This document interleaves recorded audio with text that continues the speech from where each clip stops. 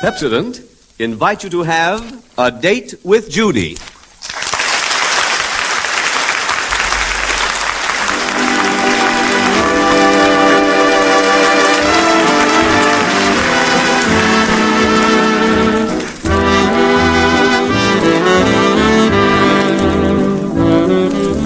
Well, it's a summer evening on the Foster front porch. Judy and her friend Mitzi are there, and Judy's brother Randolph is kibitzing. This is the third night in a consecutive hunk I don't have a date. Business is bad with me, too, Judy. I wonder what's become of men. It isn't what's become of them I care about. It's what's going to become of me. And what's going to become of my new evening gown if I never wear it. It'll just probably stay in the cupboard until one day it falls off the hook. Dead. Be quiet, Randolph. You know, this is the longest lull without dates I've ever known since, well, for a couple of weeks anyway. I know what, Judy. Let's have a party. Oh, Mitzi, that's a brilliant idea. It'll put us right back on our feet socially. Well, anyhow, it'll give you another crack at the boys. You know, the trouble with most parties is other girls. You too positively said it. It seems like every time I give a party, some other girl gets, well, practically engaged. If you could only have a party without other girls. Just with boys. Mitzi, why couldn't we? Why couldn't we what? Have a party and just invite boys. Millions of them. We'd have all the men to ourselves because the only girls who'd be there would be us. Are you sure you want Mitzi to come? Well, when will we have it? Tomorrow night, what do you say? It's a deal, Judy. Okay, we'd better start inviting boys right now. Isn't this a scrumptious idea? Yes, except, do you think the boys will want to come to the party when they find out we're the only girls there? We won't tell them. But won't it be kind of a letdown when they find it out at the party? We'll cross that bridge when we come to it. Come on, Mitzi, we're going over to your house now and call the boys. Why can't we do it here at your house, Judy? Because my family gets nervous when I use the phone 25 or 30 times in a row. So does mine. Oh, but Judy doesn't have to live with your family, Mitzi. Come on, Mitzi. If you let us call the boys from your house, I'll have the party at my house. Sounds fair enough. Hi, Mother. Hello, Randolph. Where have you been? Out on the porch with Judy and Mitzi. Aren't girls weird? Mm-hmm. Babble, babble, babble, babble, back and forth. No. Hey, Mother, you're not even listening to me. I'm very busy right now, Randolph. What you doing? I'm counting the people I've invited to my party tomorrow night. Your party tomorrow night? Well, certainly. Who else would be having a party tomorrow night? Well, you never can tell. You see, I thought it would be a good chance to have a very snooty hen party while your father's out of town. Yeah, but under the circumstances, I think you'd better forget Randolph, please, go over to Curly's house or someplace. I haven't time to chat. Chatting might be very profitable at this moment, Mother. On account of I can hand you some chat that'll make your hair stand on end. Now, that's enough. For a boy your age, you talk too much, Randolph. Tomorrow night about this time, will you please remind me of that remark? Now, let me see. Mrs. Smith makes 11. Mrs. Goodman makes 12. Randolph, aren't you gone yet? That settles it. I will now stand by and let nature take its course. There, I guess that does it. Well, Randolph, what are you going to do tomorrow night? Me? I'm just going to sit back and enjoy a double feature.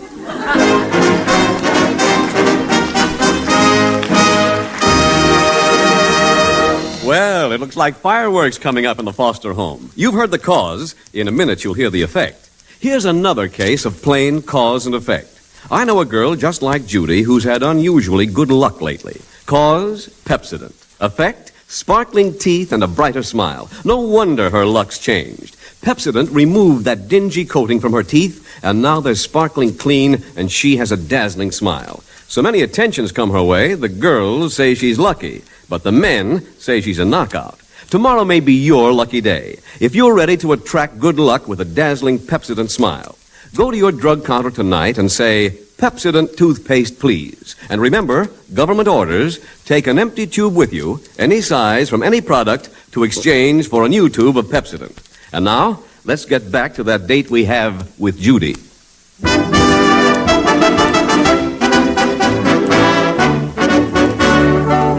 Come here a minute, Judy. I want you to help me with something for the party tonight. The party? Then you know about it. Well, what do you mean, know about it? I'm up to my ears in work for it, aren't I? Oh, but I hate to see you working so hard. I was Hold going the step to do ladder, will you, dear? I want to get down the sterling silver. The sterling silver? Gee, Mother, you shouldn't go to all that trouble. The everyday silver would be perfectly good enough. Don't be silly. They'd all go home and talk about me if I just had everyday silver on the table. Oh, I don't think they would. I don't think they'd even notice it. My dear, they'd notice it if there was a dead fly on the inside of a chandelier 2 inches from the ceiling. Oh, you won't need to worry about them hanging from chandeliers or anything. They'll probably behave pretty well, most of the time. Well, I certainly hope so. Well, look, I haven't time to gossip, Judy. I haven't even decided on a menu yet. Well, I was thinking about hot dogs and baked beans and maybe a bunch of dill pickles. Why, I never heard of anything so ridiculous in all my life. Hot dogs and Judy, I'm going to have pâté de foie gras and caviar canapes, if I can get the caviar. And I might have a guinea hen. A guinea hen? Oh, Mother, how too utterly luxurious. Let's see, I suppose cocktails are out. Cocktails? Oh, Mother, don't be silly. Root beer's good enough. Judy. If you don't stop making idiotic suggestions, root beer.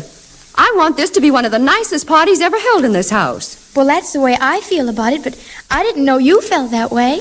We'll have fruit punch and serve it with the hors d'oeuvre.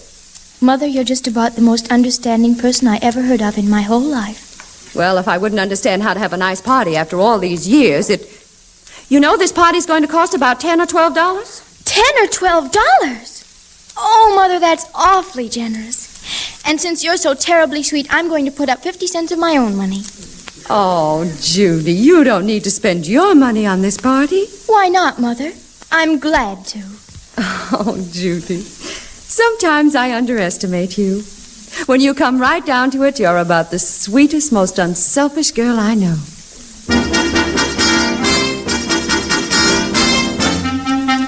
Mr. Gordon, this is Mrs. Foster. I'd like to order some salted nuts for a party this evening.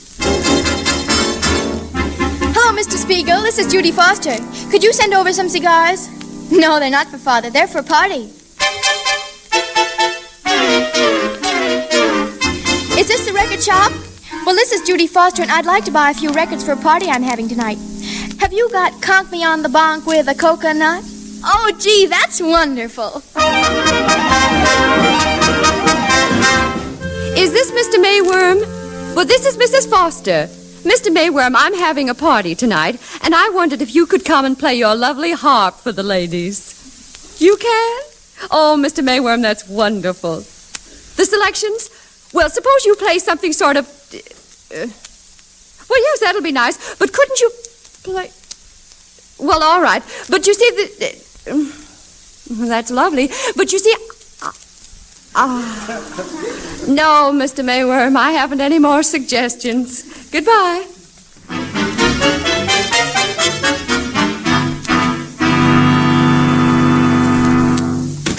Hello, Randolph. Where's everybody? Well, Judy's upstairs dunking her loveliness in the bathtub. Mother just finished dunking hers. And me, I'm just hanging around. This is going to be quite a night. Gee, I guess somebody's coming already. Doggone if it isn't a man with a harp. How do you do, young man? Now, if you just hold the door open, I bring my harp in. Before you go to all that trouble, maybe it'd be a good idea to find out if you've got the right address. This is the Foster residence, isn't it? It is, where anything can happen. Young man, is this the largest door you have in this house? It's going to be very difficult to get my harp through it. Maybe you could sort of fly in through a window. No liberty, young man. Kindly send for your mother. Mother! Mother! I did not say shout. Shouting is the only thing that gets results in this house. Did you call me, Randolph? You see? Oh, goodness, Mr. Mayworm, you're here with your harp. Come right in. He can come in, but the question is, can his harp? This is the smallest door I've ever encountered. Oh, well, don't break your harp trying to get it through. No, that would be catastrophic. Randolph, suppose you run around to the backyard and see if Mr. Mayworm's harp can get through that way. Don't worry, I'll open wide them pearly gates. Come along, little fella. Oh, hello, Mitzi. What are you doing here, waiting for Judy? Yes, Mrs. Foster. I think I'll go upstairs and hurry her along. Oh, somebody's here already. Heavens, and I haven't even got the punch ready. Hello, Dora. Surprise, I'm home. Melvin! Well, for goodness sake, I didn't expect you till the first of the week. Well, I have another surprise for you, dear. This is Mrs. Miller. How do you do? How do you do? Yes, I stopped off with the Millers in Cleveland to talk a little business, and I talked Mrs. Miller into spending a few days with us as our house guest. Well, how lovely. Well, isn't that grand? I knew you'd be tickled to death. You know, I've talked to Dora so much about you, Mrs. Miller. You and your charming husband. Haven't I, Dora? Oh, you certainly have. Well, goodness, and to think I'm having a party this evening. And A party? a hen party.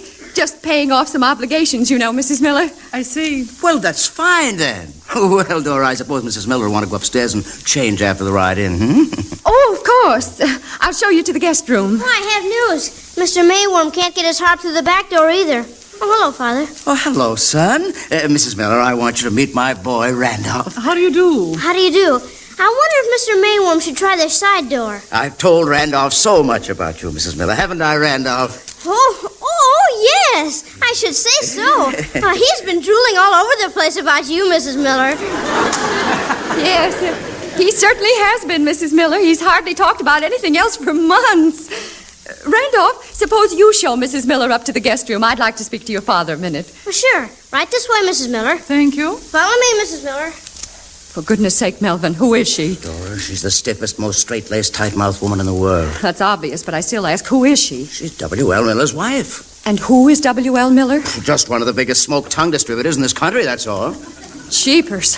Dora, if I can get this account, I won't have to give my business a thought for a year. I certainly hope this is going to be a nice, polite party. I hope you haven't asked any of your usual friends. Just what do you mean by that? Now, don't get excited, dear. It's just that I want everything to go smoothly. Now, you've no idea how much influence Mrs. Miller has on W.L. She's got to go home and tell W.L. that she wants him to give me his account. Well, I'll do everything I can, dear. The guest is in the guest room taking off her duds. Thanks, Randolph. Dora, I hope you're not playing cards tonight. Why not? Well, nothing, except when some of your friends sit down to play bridge, it's no longer a polite social game. They play for blood. Does the Red Cross know about that? Really, Melvin, I don't send my friends to charm school before I invite them to a party. Besides, it's going to be a very dignified affair. There's no reason why it shouldn't be just the thing to please her. I can think of a few reasons. What's that, Randolph?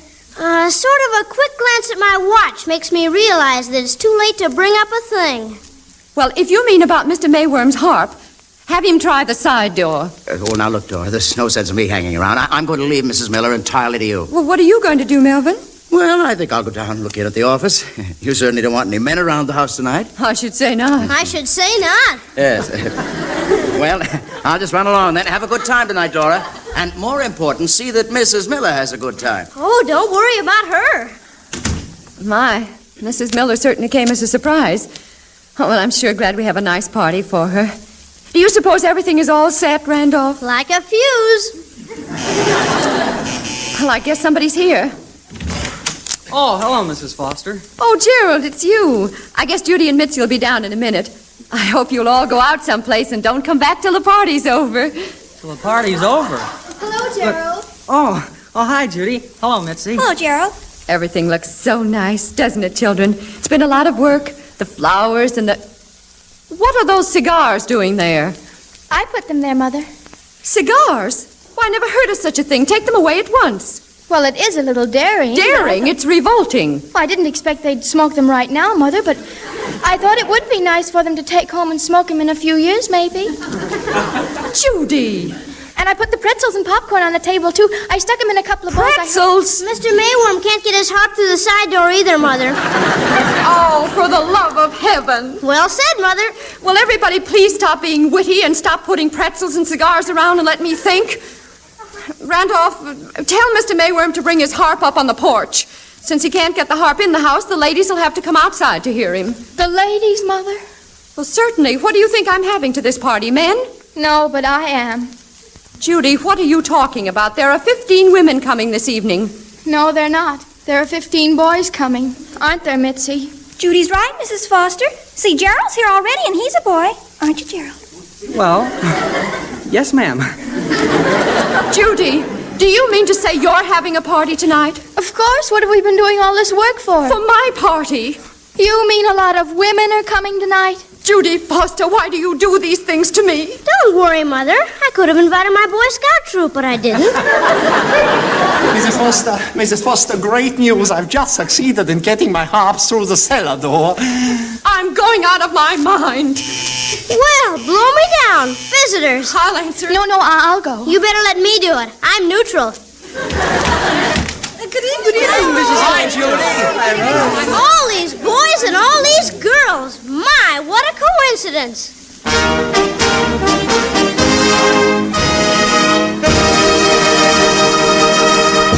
We'll be back on that date with Judy in just a minute.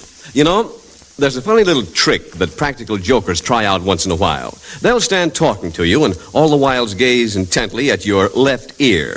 Well, you soon begin to feel uncomfortable. You wonder what's wrong. And you have that same uncomfortable feeling when someone keeps glancing away from you because he doesn't like the looks of your teeth. Dull, dingy teeth always make people look the other way. But teeth polished with Pepsodent make people look your way. For teeth with that shining Pepsodent sparkle attract attention and hold it. How about your teeth? Don't take it for granted that your teeth sparkle just because you brush them every day. Not all toothpaste can give you the same results Pepsodent does. For you see, Pepsodent contains irium, the super cleansing agent that loosens and flushes away that filmy coating you can feel with your tongue. It's this film that collects stains and hides the true luster of your teeth. Pepsodent removes it and then polishes teeth to a brilliant, shiny smoothness. So make your daily brushings pay dividends to your smile. Use Pepsodent and make teeth really sparkle. Tomorrow may be your big day, so get a tube of Pepsodent toothpaste tonight. And be sure to have an empty tube with you to exchange when you say Pepsodent toothpaste, please. And now, back to Judy.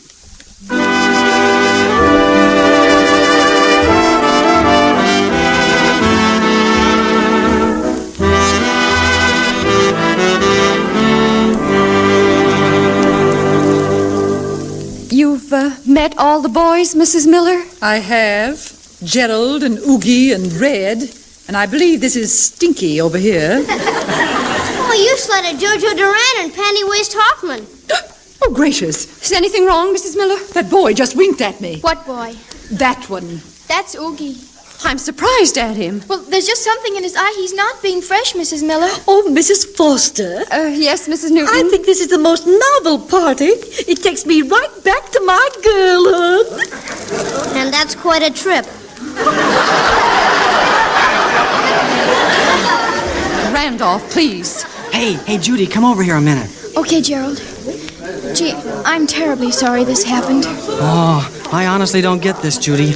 All us boys and all those old dames. It's all a most terrible mess. But how was I to know Mother was having a party tonight? Oh, I understand about your mother's party, all right. But what I'm talking about is your party. Where are the girls? Well, there's Mitzi and me. 2 girls for 15 men? Well, it was just an idea Mitzi and I had. Yeah. We thought it would work out all right, and it would have if Mother didn't have a party, too. Judy, I'm simply frantic. Mrs. Miller's just sitting there glaring. I think she's shocked to death. But at what, Mother? My goodness, nobody's done anything. I don't know what she thinks. I tried to explain we were having 2 parties, but I don't think she believes a word of it. Look at the way she's sitting there. She isn't very relaxed, is she? I just don't know what to do. If your father loses his business deal on account of us. Do you think it would help any if I got my boys to mix with your girls? It certainly would not. I know what I'm going to do. I'm going to get everybody down in the cellar, and we'll listen to Mr. Mayworm play his harp. In the cellar? Well, he can't get his harp in anyplace else. So we'll just have to go down there. At least it'll get people's minds off each other.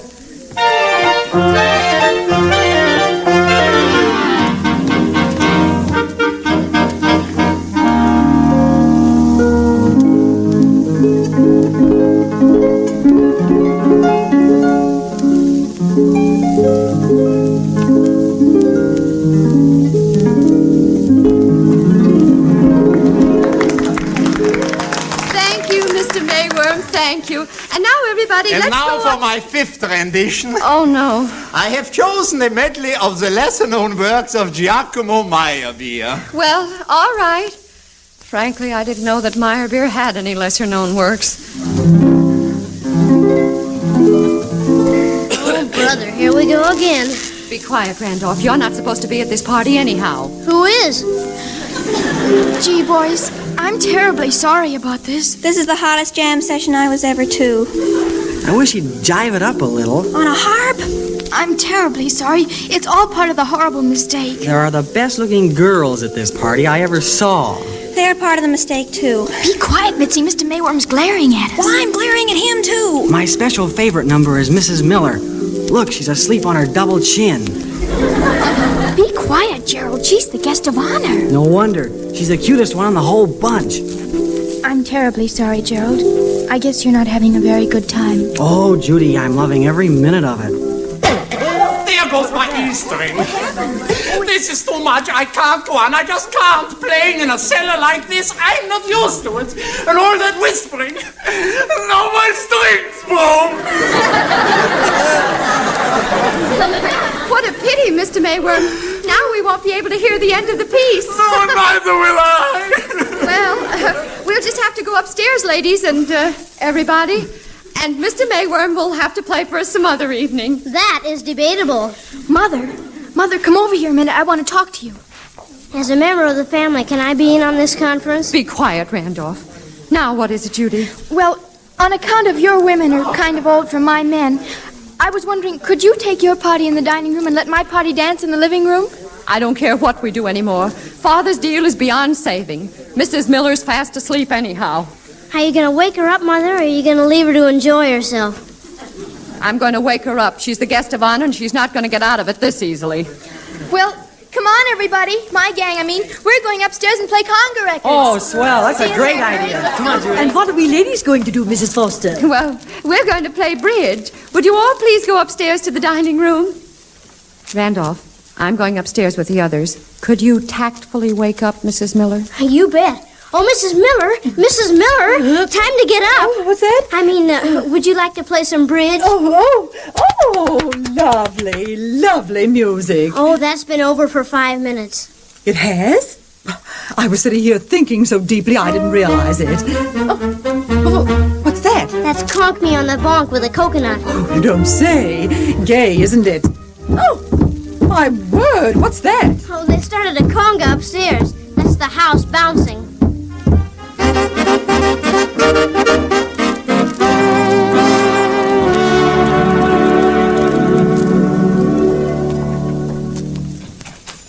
Good evening, Mr. Spiegel. I'd like some cigars. Sure, Mr. Foster, the usual brand. Yes, sir.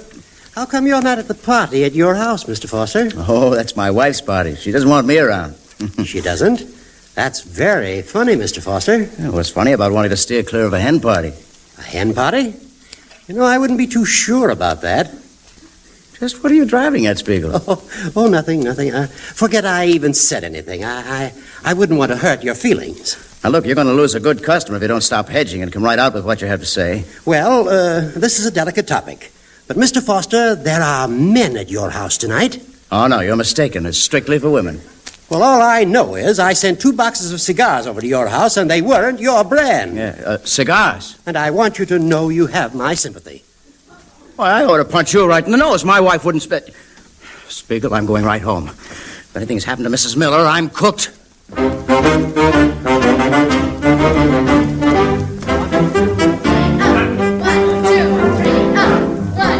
Young people do make a lot of noise, don't they? You know, Mrs. Foster, just while I'm dummy, I think I'll go into the living room and see what they're doing. All right, Mrs. Newton, but hurry back. The last dummy we had went in the living room and never came back. Seems most of the ladies are in the living room.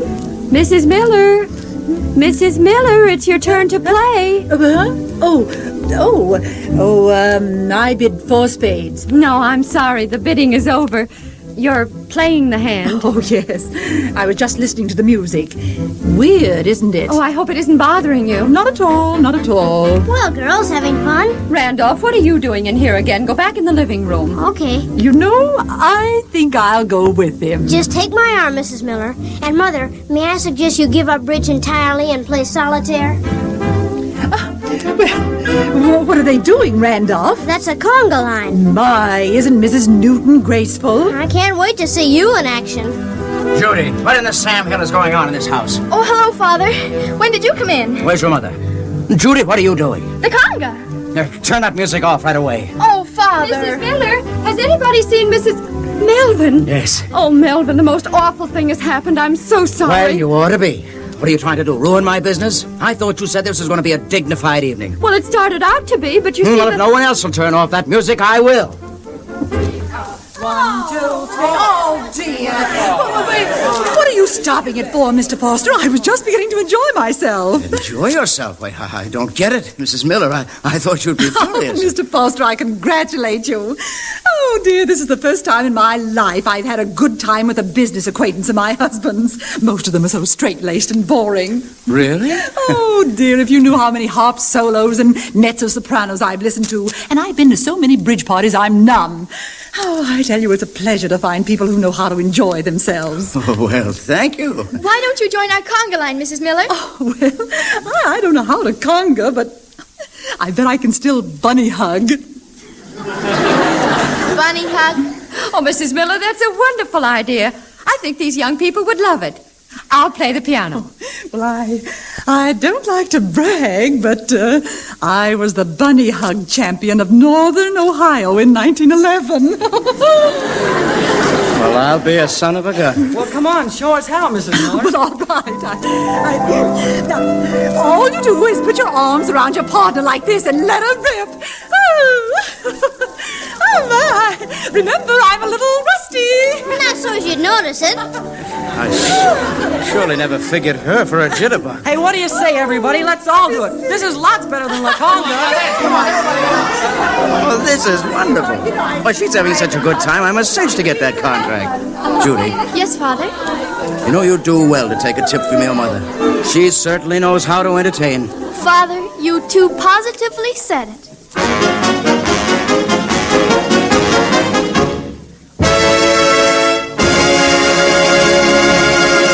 Hold on, there's more coming. Which reminds me, there's more coming from me, too. I haven't said anything yet about the Pepsodent 50 Tough toothbrush and how it does right by your teeth. But I will.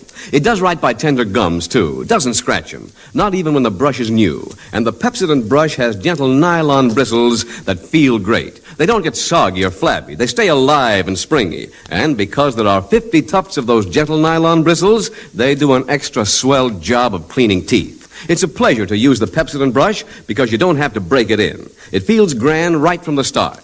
Get a Pepsodent 50 Tough toothbrush tonight for each member of your family, and you'll get a bonus with every brush. A cash certificate worth 10 cents extra spending money.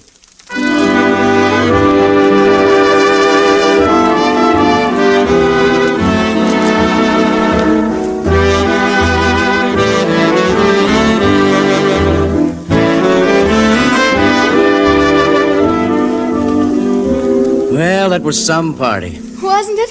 Gee, everybody had the best time after it got started.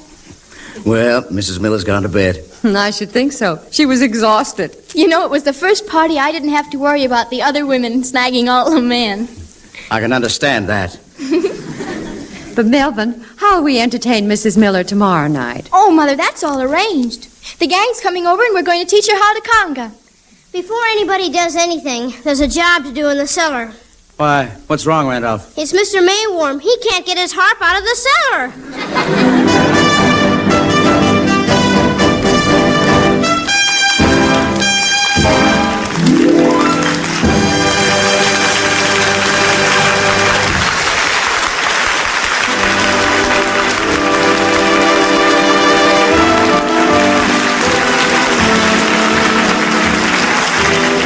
Remember, you all have a date with Judy on Tuesday next. A Date with Judy with Deli Ellis and Dix Davis is written by Aline Leslie and Jerome Lawrence. Original music by Gordon Jenkins. And remember, too, for the safety of your smile, use Pepsodent twice a day.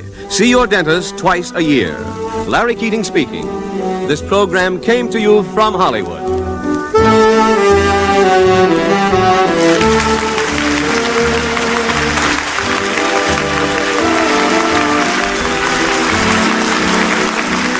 This is the National Broadcasting Company.